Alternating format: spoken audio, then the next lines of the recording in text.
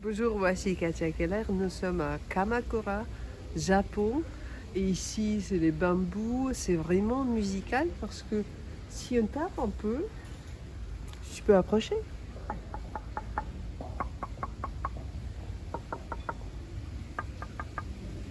Je pense que c'est...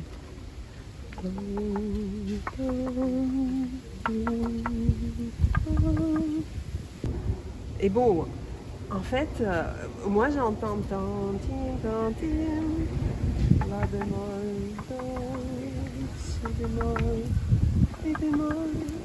Écoutez.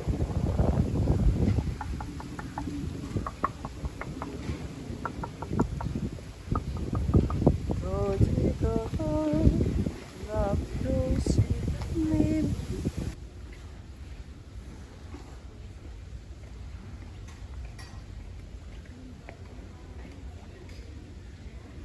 Et c'est intéressant aussi avec les notes. J'ai essayé de taper des... Il y a souvent ce la bémol, il y a souvent ce mi bémol. C'est peut-être la tonalité de ce forêt de bambou. Mais le plus intéressant, c'est en fait, c'est le silence interne qui se propage. Même qu'il y a des sons différents, les avions, il y a des notes de bambou, il y a des oiseaux. Il y a des gens qui prennent du thé japonais dans la maison de thé. Mais en gros, c'est vraiment un grand silence qui se trouve ici à Kamakura. C'est incroyable d'écouter ce silence.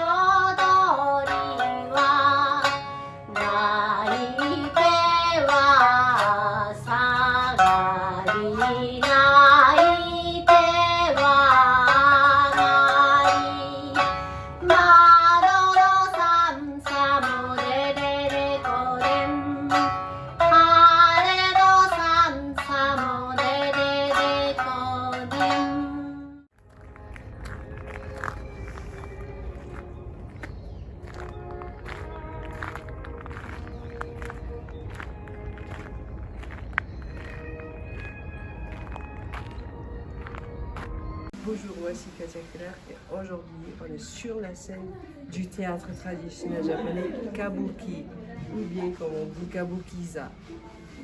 Ici vous voyez la scène, là il y a un champ, vous voyez je marche déjà comme japonaise. Là ici une partie de scène qui mène vers une porte.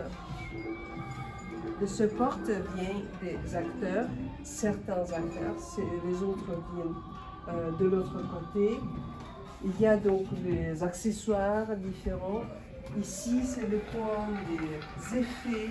Il y en a beaucoup. Et les musiciens se trouvent là, sur ce coin. Ici, on ne voit pas les musiciens, mais il y a des musiciens, des chanteurs, la chorale, en tout 8, 10, 12 personnes qui jouent des instruments traditionnels, la shimasen, le koto parfois, et puis les chanteurs, les narrateurs aussi, parce que c'est le spectacle où il y a des acteurs et il y a un narrateur. C'est vraiment très fixé et c'est tellement beau. Et maintenant, on est entré dans la scène de Kabuki. Donc on y va, d'abord c'est un grenouille.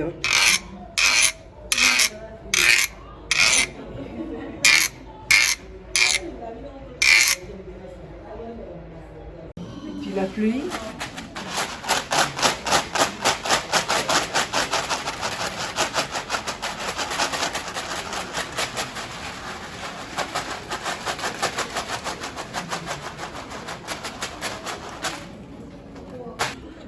Donc ici, dans le coin, on peut jouer des instruments, les tambours.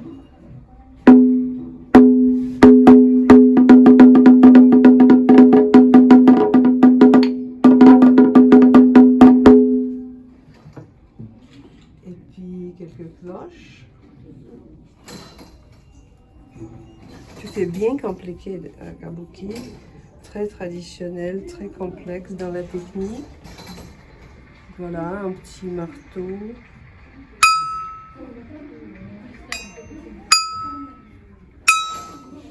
Donc, on dit ça, c'est le son de la nature.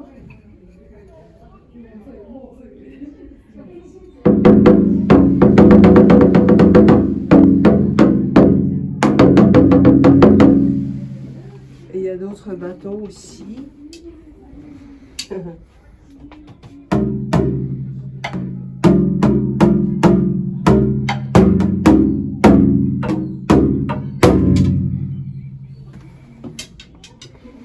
troisième.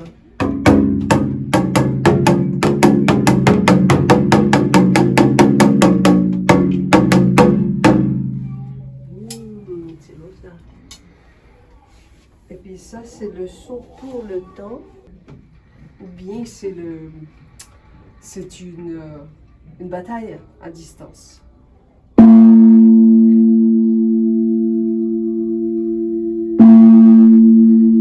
C'est fort ça.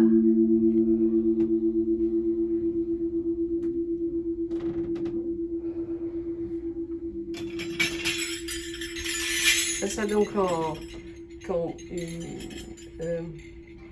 un cheval apparaît.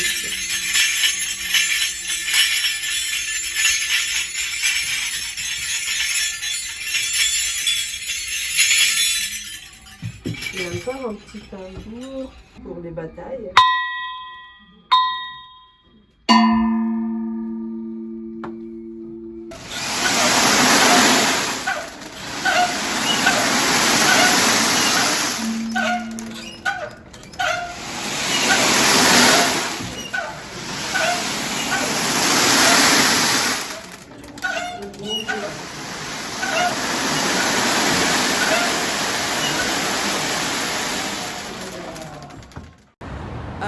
Et bon, je viens d'assister à ce spectacle magnifique au théâtre Kabuki, Kabukiza de Tokyo. Nous sommes à Tokyo, c'est décembre. Il fait beau ici et en fait, au-dessus du théâtre, il y a un petit jardin. Ici, vous voyez les beaux arbres et des pierres qui montrent le chemin. Et je viens de voir ce spectacle magnifique qui s'appelle Akoya. Mais en fait, c'est une histoire sur le rêve absolu. C'est incroyable, mais comme par hasard, j'ai vu ce spectacle sur la justesse. Parce que l'histoire, c'est bon, c'est l'histoire du... c'est comme si ça se passe au XIIe siècle. Et il y a donc un général dont l'amante est capturée. Et l'idée, c'est que deux juges veulent la torturer. Mais une personne suggère en fait la torture de l'eau, la torture de feu, la torture de pendu. Mais l'autre, il dit non, on va la torturer autrement. Donc, il demande à cette dame qui est geisha, donc il demande à elle de chanter et de jouer les 3 instruments, ce qui est koto, et puis shimasen et kyo, je pense que ça s'appelle, le 3e instrument. Et c'est incroyable en fait comment cet acteur, cette personne, ce rôle en fait se suggère que la justesse notamment de la performance de cette amante, de cette dame, ça démontre qu'elle dit la vérité. Et là c'est incroyable parce que le spectacle nous fait promener à travers de toutes les nuances de l'émotion.